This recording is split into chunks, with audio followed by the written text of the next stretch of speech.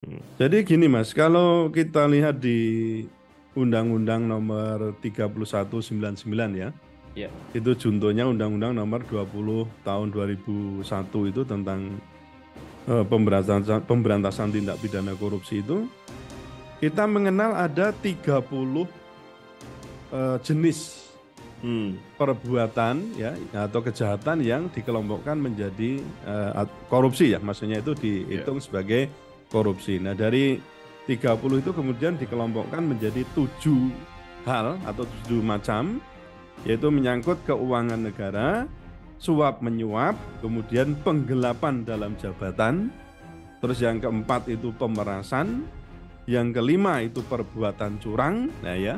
Ya. Lalu yang keenam itu benturan kepentingan dan yang ketujuh gratifikasi. Hmm. Nah gitu. Jadi ini ada 7 macam ini. 7 macam ini dikelompokkan ini tindak pidana namanya korupsi. Nah jadi perbuatan yang dilakukan oleh Mas Yosep Parera ini kalau nanti terbukti yang memberikan suap itu Hmm. termasuk perbuatan koruptif atau perbuatan Oke. korupsi. Oleh karena itu Hmm. ya pelakunya ya yang 7 macam Iya, tadi iya. itu bisa disebut namanya koruptor.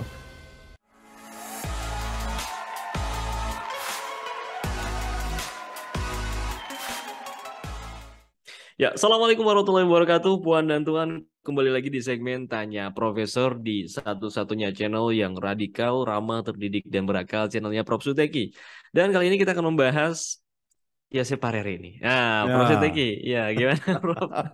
Jadi kan sepertinya kenal nih, karena sama-sama Oh iya, Semarang. so pasti. Oke, Prof. Suteki izin saya bacakan berita dari CNN Indonesia. Ya, Yosep Parera, pengacara perintis Rumah Pancasila, jadi tersangka KPK. Komisi Pemberantasan Korupsi (KPK) menetapkan sejumlah tersangka terkait dugaan suap pengurusan perkara di Mahkamah Agung. Salah satunya pengacara Yosep Parera. Parera, ya.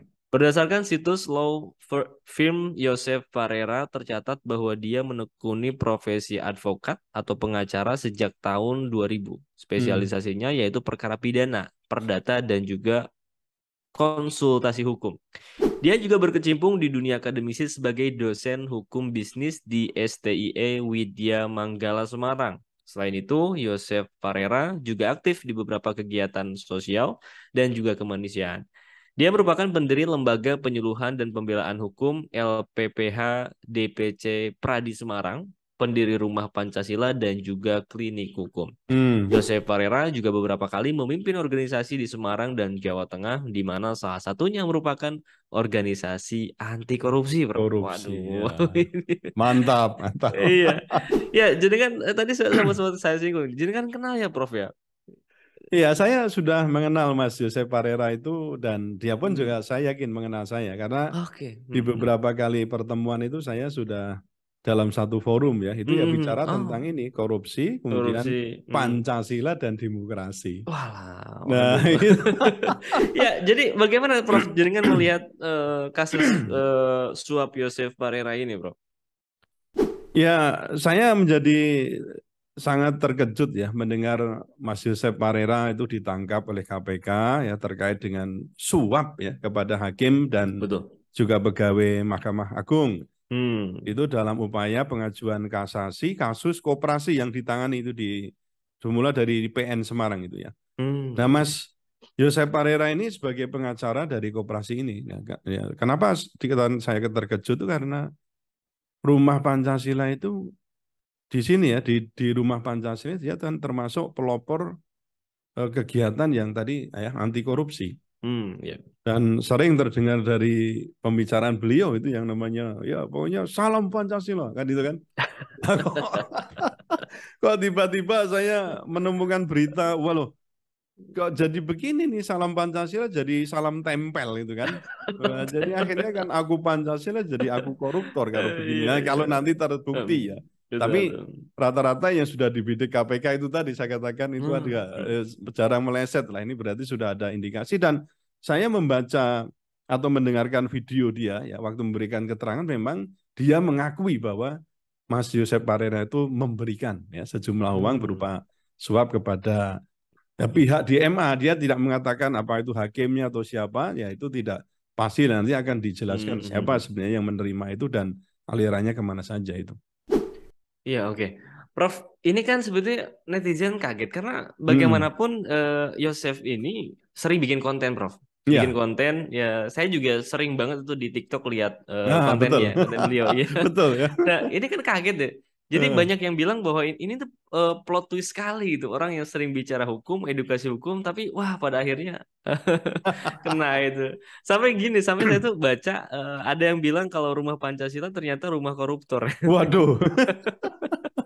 Ya bagaimana Prof Suteki melihat ini, Prof? Ya, saya mungkin Hmm. perlu klarifikasi dulu ya soal Hmm. rumah Pancasila itu. Atas kasus ini kan saya mengirim kabar ini ke Mas Prihandoyo yang ada di Surabaya itu ya. Iya ya. Karena Mas Prihandoyo juga punya namanya Rumah Pancasila, Mas. Nah, Oke justru oke. yang besar itu kegiatan besar itu di situ ya.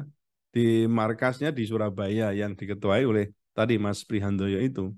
Dan setelah saya Oke. tanyakan ternyata beda Rumah Pancasila Mas Oh, Yosep Parera ini berbeda dengan dan tidak juga berafiliasi pada Rumah yang di Pancasila Surabaya ya. di Mas Prihandoyo di Oh. Surabaya itu gitu loh. Hmm. Nah, ini saya kira eh, kasus ini menggenapi ya anggapan kita bahwa tidak selalu ya orang yang teriak aku Pancasila, salam Pancasila dalam Rumah Pancasila Hmm. itu mencerminkan perilaku Pancasilais.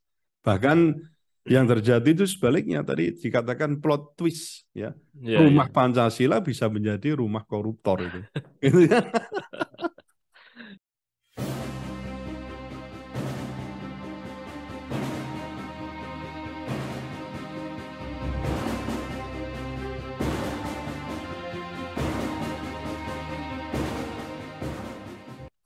Iya baik baik ya ya. Oke, Prof, kalau kita lihat ini Prof bicara tentang Yosef Parera yang beliau itu kan kasusnya menyuap ya karena katanya ya ada yang minta dari oknum MA, Prof. Ya, ya. Nah, kedudukan hukumnya itu seperti apa, Prof? Apakah bisa dikatakan Pak Yosef Parera itu sebagai koruptor? Apa gimana? Oh, ya. Hmm. Jadi gini Mas, kalau kita lihat di Undang-Undang nomor 3199 ya, Ya. itu juntonya Undang-Undang nomor 20 tahun 2001 itu tentang pemberantasan tindak pidana korupsi itu, kita mengenal ada 30 jenis Hmm. perbuatan ya atau kejahatan yang dikelompokkan menjadi korupsi ya, maksudnya itu Ya. dihitung sebagai korupsi. Nah, dari 30 itu kemudian dikelompokkan menjadi 7 hal atau 7 macam, yaitu menyangkut keuangan negara, suap menyuap, kemudian penggelapan dalam jabatan, terus yang keempat itu pemerasan, yang kelima itu perbuatan curang, nah ya. Ya. Lalu yang keenam itu benturan kepentingan dan yang ketujuh gratifikasi. Nah, Oke. gitu. Jadi ini ada 7 macam ini. 7 macam ini dikelompokkan ini tindak pidana namanya korupsi. Nah, jadi perbuatan yang dilakukan oleh Mas Yosep Parera ini kalau nanti terbukti yang memberikan suap itu Hmm. termasuk perbuatan koruptif atau Oke. perbuatan korupsi. Oleh karena itu ya pelakunya ya yang 7 macam Iya, tadi iya. itu bisa disebut namanya koruptor. Oh, Jadi kan oke, oke. koruptor itu tidak selalu "Oh, ini kan harus ada Iya, iya, kerugian iya. negara. Oh, tidak ada Tapi yang ngasih kerugian juga negara kok tetap ya. ya. Meskipun Iya, dia iya. diberikan oleh dia atau oleh Hmm. orang lain atau oleh taruhlah misalnya umpama ya oleh utusan siapa, apakah dari koperasi atau dari Hmm. mana, itu Betul. memang nggak merugikan negara, enggak. Iya. Tapi dia kan dini melakukan namanya suap menyuap. Untuk apa? Yes. Mempengaruhi keputusan atau kebijakan yang akan Iya. diambil oleh pejabat kan itu. Maka meskipun hanya menyuap atau mungkin juga gratifikasi pun, Iya. itu sudah termasuk namanya koruptor gitu. Oke oke baik. Berarti jelas ya Prof ya koruptor Ya, ya Prof. betul. Kalau terbukti ya. Kalau terbukti Iya. itu tetap Dan kalau dikatakan kalau sebagai koruptor. betul iya. Prof kalau kita lihat berbekal dari pengakuan Josep Parera ini Prof. Karena dia mengaku bahwa dia itu diminta gitu. Hmm. Apakah ini menjadi semakin menguatkan ya kalau birokrasi kita itu segala-galanya butuh duit Prof. Bagaimana Prof Suteng melihat ini Prof ya? Wah, ini guyonnya kan the power of money ya, mesti. Iya betul. The power Terus of ya. money ya. Jadi Hmm. untuk mendapatkan kekuasaan itu kadang-kadang harus ya dengan uang. Iya. Dan untuk mempertahankannya pun kadang harus dengan uang. Ini terbukti loh. Kasus-kasus kemarin, apakah kasus Sambo, kasus yang Iya, iya, lain-lain betul, itu betul. untuk dapat duit kadang harus dengan dapat kekuasaan kadang dengan duit, Betul, untuk betul. Mempertahankan gitu. mempertahankan kekuasaan pun harus dengan Duit. duit. Nanti akan terbukti misalnya ada money politik di pemilu Oh, nanti oke, kan oke. Iya, itu iya, untuk iya, iya. mempertahankan kekuasaan dengan duit. Hmm, Ya, namun sebenarnya kan kita nggak boleh ya demikian karena ya, kekuasaan itu harus dijalankan secara bersih ya sehingga yes. mestinya tidak berorientasi pada uang Ya, melainkan pada bagaimana nih sejauh mana karena pejabat-pejabat publik itu sebenarnya tuntutannya bukan bagaimana apa namanya bagaimana menunjukkan kekuasaannya ya, tapi justru bagaimana dia bisa menggunakan kekuasaannya itu untuk melakukan atau memberikan pelayanan kepada masyarakat dengan cara-cara yang bersih ya. dari permainan kotor uang kan begitu. Betul, betul. Nah, kalau menurut saya ya jika ngaku Pancasila ya sebaiknya tidak bermain-main dan menjadikan apa? Keuangan yang maha esa kan itu kan? Jangan nih Ya, ya, keuangan ya, yang ya. maha esa. Betul, betul. Melainkan apa? Ya menjadikan ketuhanan yang maha esa. Yes, betul. Sehingga slogan Aku Pancasila, salam Pancasila, ya itu tidak hanya menjadi pemanis bibir dari Hmm. hati yang sebenarnya busuk, jahat dan koruptif. Hmm. Oke, Itu baik, Mas. baik. Menarik, Prof. Iya, baik, Prof. Sitaki. Terima kasih. Puan dan Tuan juga terima kasih yang sudah menonton sampai di sesi pertanyaan keempat terkait dengan Pak Yosep ya, yang bicara salam Pancasila, jebule salam tempel. Tempel.